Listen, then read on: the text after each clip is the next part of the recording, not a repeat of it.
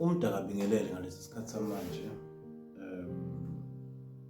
samaholidi kuyihlobo. Kade ngihambela nje namhlanje ngahlangana nenye into engivula umqondo.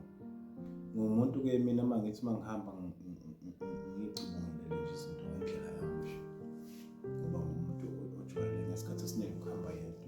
So ngiyadlula kulo muzi, mangidlula kulo muzi ngibona isihlahla samango. Thelile-ke manje izihlahla zamango ngoba kuyihlobo. Uzokhumbula kuba khona into evuka emqondweni wami uma ngibona lesi sihlahla samango. Lesi sihlahla esikamango kodwa sesithelile. Omunye umango usuvuthiwe waze waphansi, omunye awukakawe phansi usehlaza. Kwase kuyavuka nje engqondweni yami ukuthi thina singabantu sidalwa uNkulunkulu.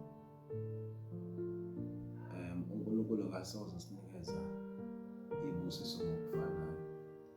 Ezabanye ziyashesha zifike, ezabanye ziyaphuza, ziyathathela. Uzoyibuza ukuthi isikhathi sami kanti siningi.